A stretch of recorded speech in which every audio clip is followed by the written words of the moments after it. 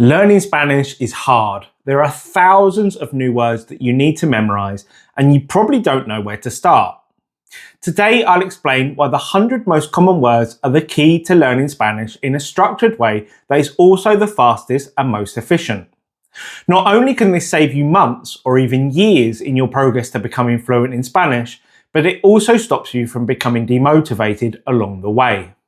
Now, most people think that learning Spanish is just about building up their vocabulary to know as many words as possible. So you start memorizing vocabulary lists like animals, colors, numbers, words for everyday objects. The idea is that the more words you know, the better your Spanish is going to be.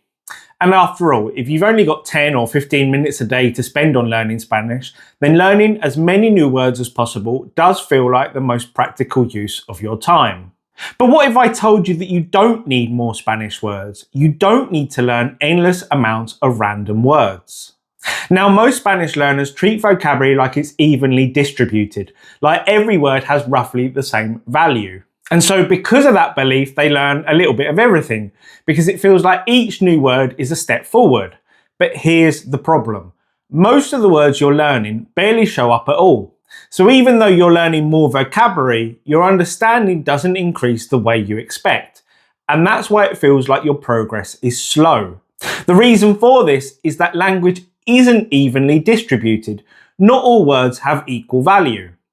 The reality is that a small number of words show up again and again and again. And there's actually a name for this. It's called Ziff's law, named after the American linguist George Zipf.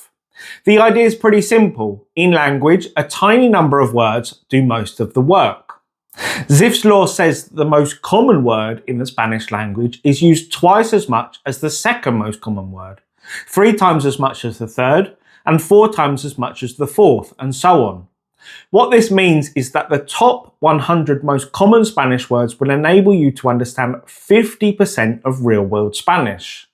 Just think about that for a second. With just 100 words, you know half the Spanish language.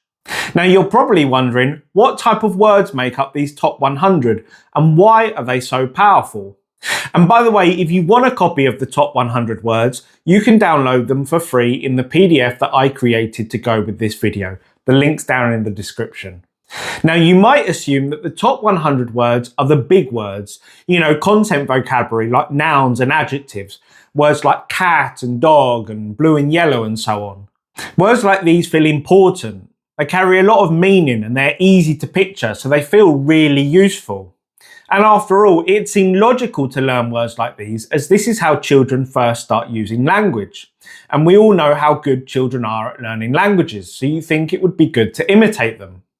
So then what you do is you learn more and more of these types of words.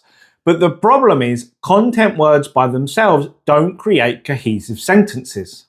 So when you hear real Spanish, you might recognize a few key words, but you still can't follow the sentence as a whole.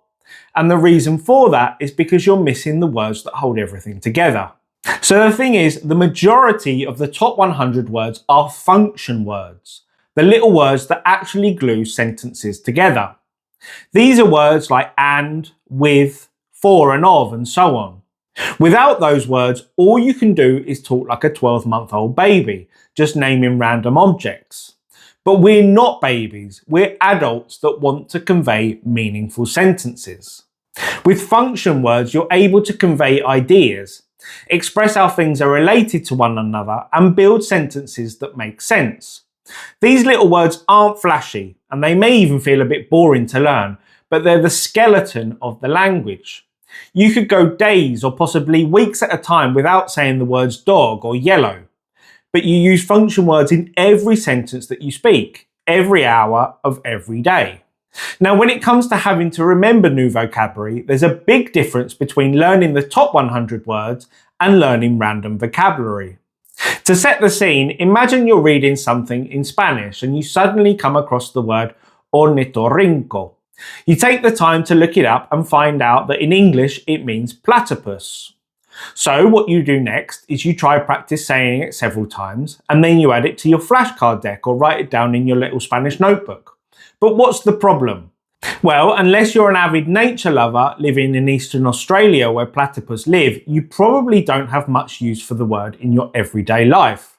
This is the thing most Spanish learners don't realise. When you study random words, most of them barely ever show up in real conversations.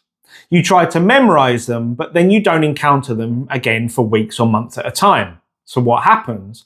Well, your brain forgets them almost immediately. So you feel like you're working hard trying to remember lots of new words, but nothing is really sticking. And that's exactly why so many people become demotivated and give up, thinking that they just aren't very good at Spanish. Now contrast that with the words that really matter, the most common ones. These are the words that find you and naturally imprint on your brain. And why is that? Well, it's because you hear them everywhere, in conversations, in books, on television, so your brain starts to remember them almost automatically. It's not about memorising endless lists or drilling flashcards until your eyes glaze over. It's about exposure. The words that keep showing up again and again are the ones that stick. That's why focusing on the top 100 words gives you a huge advantage. You learn faster, you remember longer, and every new word builds on the ones you already know. It's a snowball effect. Early wins keep you motivated, and momentum grows almost by itself the more high-frequency words you learn. And talking of learning more and more words, at this point you're probably thinking, well, this is all well and good, but you can't have a conversation with just 100 words, and you're right. In fact, if you want exposure to the most common Spanish words in a fun and natural way, check out my Spanish Short Stories for Beginners book. It's full of sentences and stories built around the words you need most. The link's down in the description. Now, once you've got the top 100 words under your belt, this is where most learners hit their first real challenge. After you've learnt the top 100 words, reality sets in. You still can't have a full conversation. You struggle to express yourself. You realise that 100 words is just the beginning, and it's really easy to feel stuck again. And it gets even worse when you learn that the most popular Spanish dictionary contains more than 93,000 words. It just makes you feel like giving up because you can't ever imagine having to learn so many words. But here's the good news. You don't need all that many words to understand most of what you read or hear. The key is to keep focusing on the words that matter most, the ones that appear most frequently in real-world Spanish. For example, take a look at this graph. The same principle that made the top 100 words so powerful works as you scale up. So when you've learnt 250 words, you'll understand 65% of Spanish. At 500 words, you'll understand 72%. At 1,000 words, 78%. And incredibly, when you know just 2,000 of the most common Spanish words, you'll understand 84% of the language. Every new high-frequency word that you learn gives you massive gains, because these are the words that actually show up in real conversations.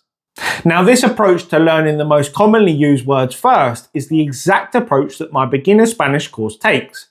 My course also has the added benefit of showing you how to put those words into fully formed sentences from the get-go. It's a unique approach, and it'll amaze you at just how fast you can start understanding real-world Spanish. You can check out the course for free right here on YouTube by clicking the thumbnail that's on screen now, or by clicking the link that's down in the description. So thanks so much for watching, and I'll see you next week.